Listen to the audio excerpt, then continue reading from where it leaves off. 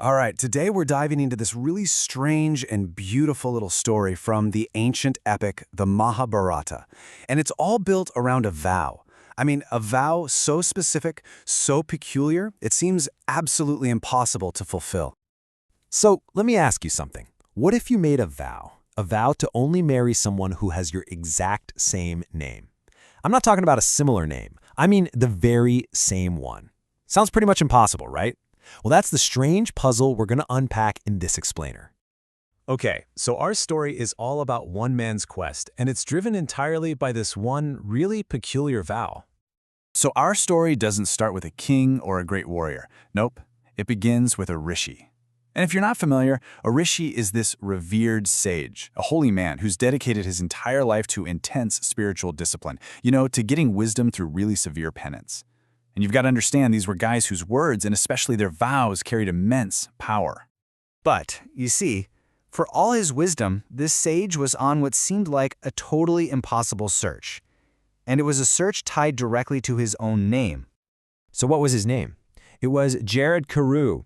And that name, well, it wasn't just his identity. It was the source of his entire seemingly impossible problem. Why? Well, because he had made this vow. He said, "I will not marry any woman that does not bear my own name." I mean, just think about that for a second. He didn't care about similar qualities or status or wealth. Nope. He had one single, incredibly specific condition. She also had to be named Jaratkaru.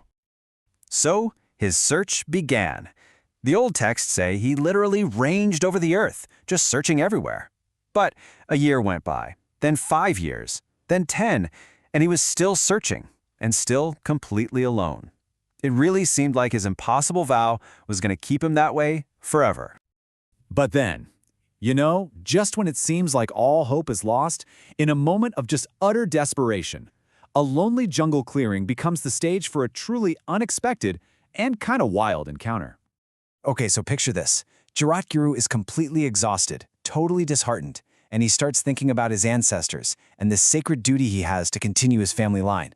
And so in this weak little voice, he finally prays for a wife.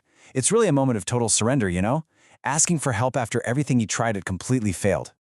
And his prayer was answered. An incredible figure rises up right in front of him, Vasuki, the mighty king of the Nagas. Now, the Nagas are this race of powerful, divine serpents.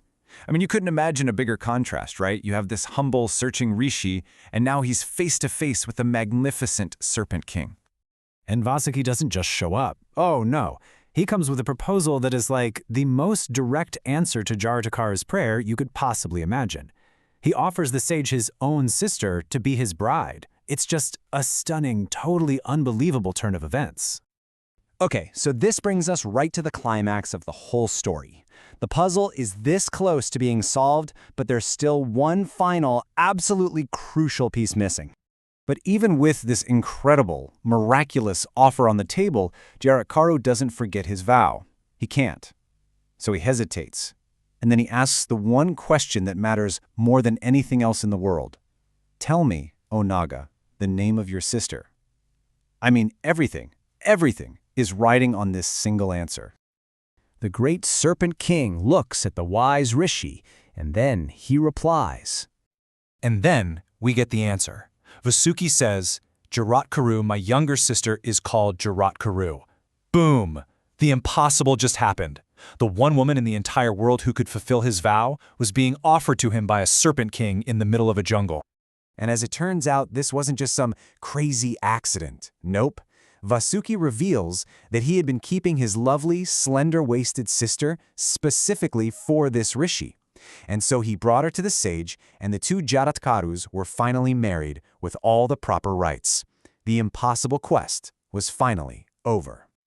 So this whole incredible story kind of leaves us with a big question, doesn't it? Was this all just a one-in-a-billion coincidence? A lucky break? Or was the vow itself a sign of destiny? Was it a path laid out from the very beginning to make sure these two people with the exact same name would find each other, no matter how impossible it all seemed? It's definitely something to think about.